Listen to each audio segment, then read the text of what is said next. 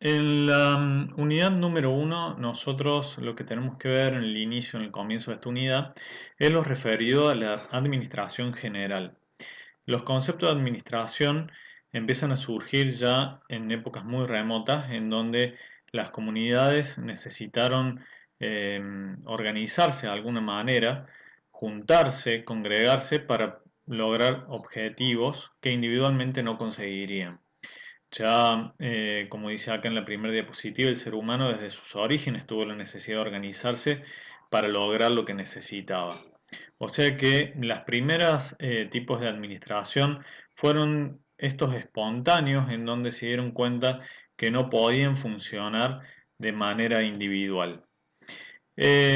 Más centrado en nuestra época, algunos factores históricos que impulsaron el desarrollo de la administración como disciplina fueron sin duda los que tuvieron que ver con el crecimiento de la industria y la economía británica en la revolución industrial, las nuevas formas de organización capitalista, los socios solidarios dieron lugar al capitalismo financiero y también la expansión económica de la industria en Europa Central y Oriental. También surgen buenas teorías de la administración a partir de las crisis económicas, en donde se vieron obligados las empresas a aumentar su productividad, y también algo que impulsó las formas de administración fueron los movimientos obreros organizados. Como concepto de administración y dentro de los autores más tradicionales, vamos a encontrar sin duda un montón de conceptos, diversidad de conceptos, pero lo que vamos a encontrar es unicidad en los elementos que citan cada uno de los conceptos. Por ejemplo, cuando ustedes vean el material de clase o vean algunos autores, siempre cuando hablemos de administración, se van a estar refiriendo a un proceso, a lograr objetivos, a la coordinación de esfuerzos, a que existe más de un individuo, a que se ponen en juego recursos para la consecución de esos objetivos y también que hay un resultado esperado que tiene que ver con todos los que se unieron. Si desglosamos la palabra administración y nos quedamos con la proveniente ministrare, que significa dar o servir como acción, podemos llegar a la palabra de ministro, que es quien administra ese administrar, ese dar servicio. O sea que el administrador, sin duda que es un servidor de esa parte administrativa, ¿no es cierto? Nosotros nos quedamos con una definición del profesor Héctor Álvarez de la Universidad de Córdoba, en donde él plantea que la administración es el proceso por el cual se pueden lograr ciertos fines y objetivos, se debe utilizar y coordinar el esfuerzo de un grupo social utilizando eficientemente los recursos que se mantengan a disposición en función de los resultados esperados. Ahora bien, dentro del objeto de la administración, tenemos que distinguir con mucho énfasis que el objeto de la administración son las organizaciones. Y ojo, porque acá no hablamos solamente de las empresas. Las organizaciones las llamamos de una manera general. La empresa es un tipo de organización particular. Esas organizaciones, ya vamos a ver la clasificación cuando lleguemos a esa parte de la unidad, pero podemos distinguirlas en varias organizaciones con y sin fines de lucro, organizaciones estatales, organizaciones privadas, y dentro de una característica especial, sin duda que vamos a atender a lo que son las empresas, pero las empresas son una particularidad de las organizaciones. Bueno, la administración, decíamos, como ciencia tiene como fin, como objeto de estudio a la administración y a la forma de administrar, a la organización, perdón, y a la forma de administrarla, ¿sí? Con cada uno de sus procesos, cómo se diseñan, cómo interactúa con el medio ambiente, y esto va a ser también otro tema de estudio, cómo se va vinculando tanto con los clientes internos como con los clientes externos, qué parte del ambiente se puede dominar y qué parte del ambiente no se puede dominar y hay que tomarlo como una contingencia. Dentro de las funciones de la administración, y esto también es algo central en nuestra materia, es el proceso administrativo. El proceso administrativo está compuesto por las 4 etapas de las funciones administrativas, que son planear, organizar, dirigir y controlar. No quiere decir que en cada una de las organizaciones esto se dé particionadamente, es decir, las organizaciones no planean un día, después se dedican a organizar otro día, después dirigir otro día y luego controlar otro día, sino que todo este proceso se da concomitante y con una frecuencia y con un dinamismo propio de las organizaciones. En el planear lo que se hace es imaginar hacia dónde queremos ir, imaginar el futuro, hacia dónde queremos, cuáles son los objetivos que queremos cumplir. En el organizar tenemos que relacionar y coordinar los recursos para el logro de los objetivos. Este coordinar recursos tiene que ver con recursos materiales, recursos humanos, con recursos financieros, económicos, con el mismo tiempo como un recurso en sí. El dirigir ya es la acción en sí, es poner en marcha todos esos recursos, la organización de esos recursos, de acuerdo a lo que imaginamos y decidimos que queremos ir al futuro, lo ponemos ya en acción. Dentro de la etapa de dirección, sin duda que van a cobrar mucha importancia la parte de comunicación, la parte de liderazgo, la parte de motivación. Luego de que realizamos las actividades, luego que realizamos el dirigir, nos vamos a la etapa del control. ¿Por qué? Porque luego de que planificamos, organizamos y pusimos todo en marcha, hay una etapa de control que me va a permitir determinar cuáles son los desvíos que ocurrieron en el camino. Solamente vamos a poder controlar si antes planeamos. No podemos controlar aquello que no hubiéramos planeado. Pongamos un ejemplo. Como ejemplo podemos tener el caso de un arquitecto que se le encarga una obra. Sin duda que el arquitecto pone mucho más énfasis en la etapa de planeación, en dibujar el plano, en saber con qué materiales va a tener que contar, el espesor del hierro que va a tener que utilizar, qué hormigón y qué clase va a tener que tener, con qué mano de obra y en qué momento va a ingresar cada mano de obra, albañiles, plomería, electricista, ¿sí? Después recién va a asignar los recursos, luego va a dirigir la obra de acuerdo a lo planeado y luego va a ir a controlar. Va a controlar si hay falsas escuadras, si no hay falsas escuadras, si en definitiva las prestaciones de la vivienda tienen que ver con lo que el cliente primario le pidió o no, o si tiene que haber alguna corrección. Quizás ustedes me dijeran, bueno, en el caso de un arquitecto, cuando va a controlar ya está hecho.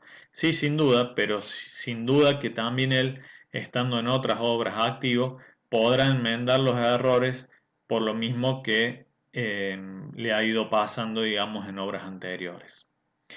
Bueno, yo les invito a que ahora veamos un video que tiene que ver con cómo funciona este proceso administrativo en el caso puntual de una panadería.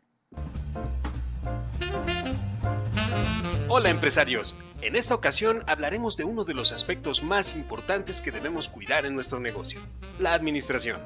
Voy a presentarles a mis amigos Antonio y Lupita. Ellos tienen pocos meses con su nueva panadería, pero cuando recibí su llamada, algo parecía ir mal. Hola, don Toño. Saludos a doña Lupita. ¿Cómo va todo en la panadería? Precisamente por eso te llamamos, Ricardo. Fíjate que está pasando algo muy raro. Resulta que la panadería sí está jalando. Tenemos muchos clientes y vendemos muy bien, pero... Al final del día, las cuentas no nos salen, Ricardo. Pareciera que no vendemos nada. Eso. ¿Nos estarán haciendo un trabajito los envidiosos? ¿O de plano la panadería no es un buen negocio? La verdad es que no sabemos qué pasa. Ayúdanos, por favor. Nada de eso, don Toño. Lo que ustedes necesitan es una buena administración. Y para tenerla, deben conocer y aplicar 4 puntos básicos: planificar, organizar, dirigir y controlar. Veamos cada uno de ellos. Administrar significa cuidar y aprovechar lo que tenemos con el fin de obtener el mayor provecho. Y el primer paso es preguntarnos ¿a dónde quiero llegar? ¿Cuánto debo gastar y cuánto quiero ganar? La respuesta que demos a esas preguntas será el plan a seguir. ¿Ustedes ya tienen un plan, don Toño? Bueno, pues la verdad es que... La verdad es que no. Creíamos que hacer pan y vender lo más posible era todo el chiste. Eso también puede ser un plan, Lupita. Solo hay que trabajarlo un poco. Veamos el siguiente paso. Dígame, doña Lupita, ¿se organizan para trabajar mejor? Eso sí, para que vea. Mi Toño hace un pan riquísimo y yo me pinto sola para la repostería. Además, nuestros muchachos nos ayudan a traer lo que necesitamos. Excelente. Si las actividades de todos están ordenadas y saben quién hace qué, se aprovecha al máximo el esfuerzo de todos, lo cual se complementa con el siguiente punto: dirigir. ¿Como cuando hacen una película? No exactamente, don Toño. Más bien se refiere a dirigir las actividades de todos hacia el mismo objetivo, que es hacer productivo nuestro negocio, hacer buen pan, atender a los clientes y vender. ¿Y cómo le hacemos para controlar lo del dinero? Le digo que nomás no rinde.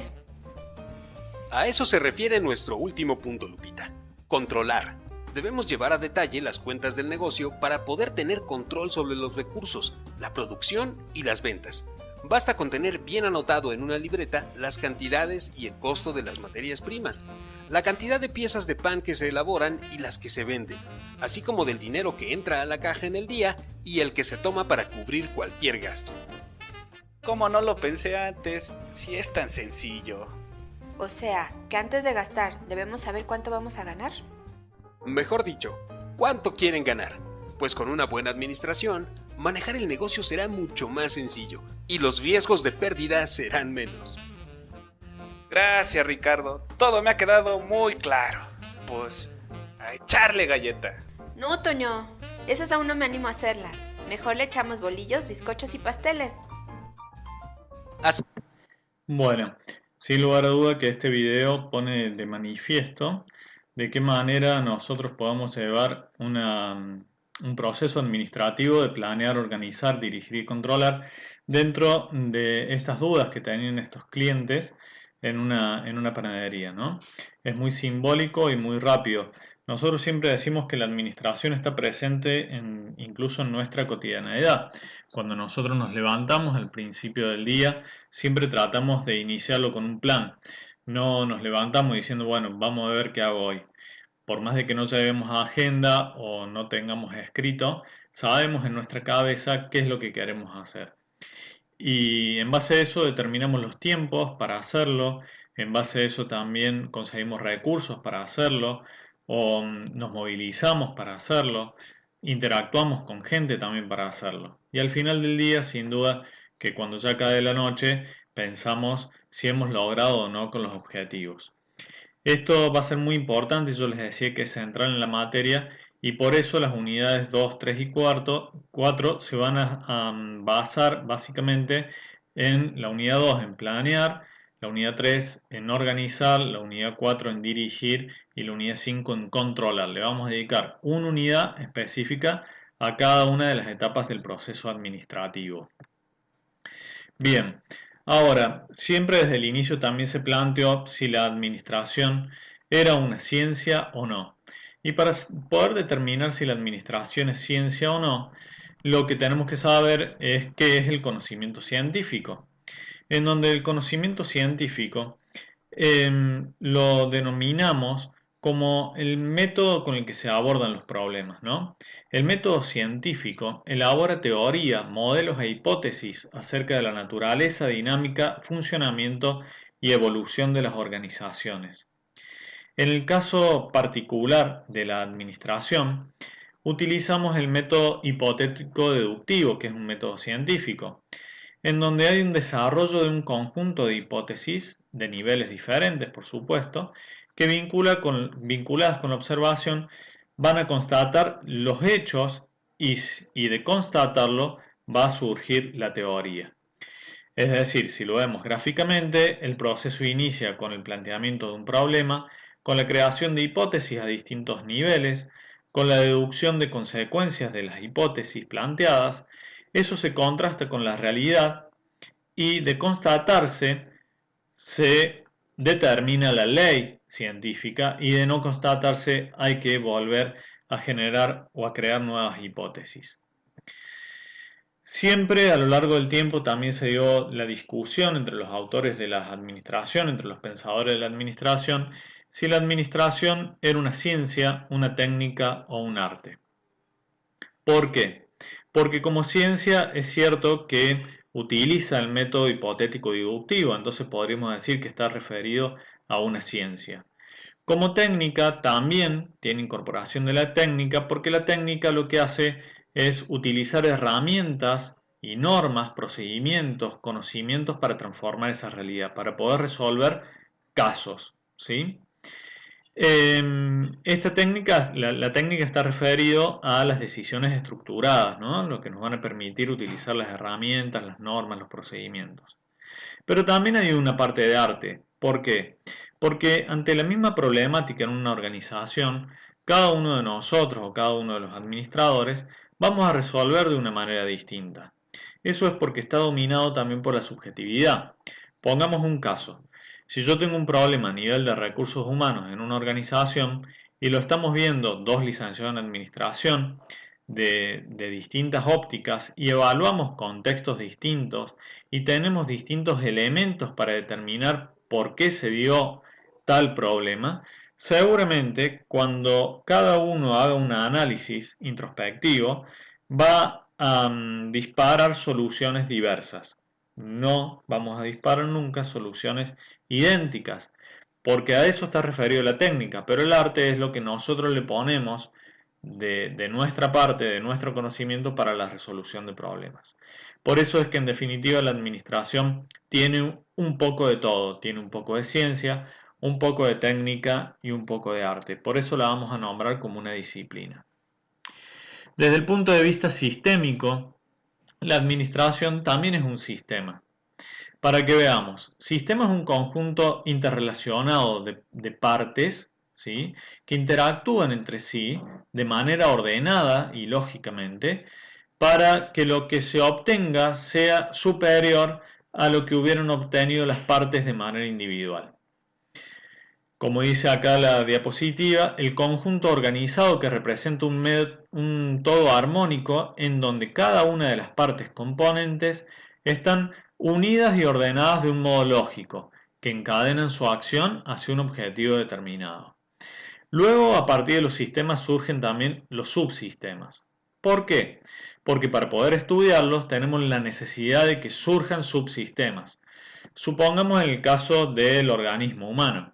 Cuando nosotros estudiamos el sistema circulatorio, no quiere decir que podamos separarlo del cuerpo humano porque el cuerpo dejaría de funcionar, sino que hacemos una abstracción, una separación, como para poder verificar todo lo que sucede dentro del sistema circulatorio, pero sabemos que solamente es una parte de una unidad ordenada que funciona con otras partes interrelacionadas, ¿sí?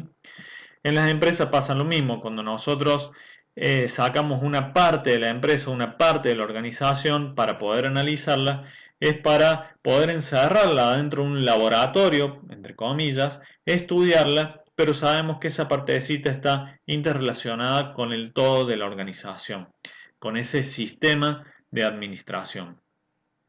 Así los sistemas pueden ser sistemas estáticos o dinámicos y otra clasificación es en sistemas cerrados y sistemas abiertos. ¿Qué características tienen los sistemas estáticos? Que poseen objetivos, elementos y estructuras muy determinados, de manera estática, no interactúan. En cambio, en el sistema dinámico, lo que hacen, existe un plan de acción en donde hay entradas y salidas al sistema que pueden modificar y retroalimentarse con el ambiente. En los sistemas cerrados, son sistemas precisos, identificables e impenetrables. Nadie puede acceder a ese sistema. En cambio, los sistemas abiertos son límites menos definidos, flexibles, penetrables, en donde existe la interacción con el medio. ¿Cuáles son las características de los sistemas en general? La estabilidad, la adaptabilidad, la eficiencia, la sinergia y la morfogénesis. ¿Qué es cada uno de ellos? La estabilidad está referida al estado de equilibrio que tiene que haber sí o sí en el sistema. ¿Sí? El sistema no funcionaría de una manera desequilibrada, ya que dijimos que era una unidad de funcionamiento lógico. La adaptabilidad no va en contraposición de la estabilidad, sino que un sistema puede ir adaptándose a medida de que vayan surgiendo cambios. Esto es lo que le va a permitir evolucionar.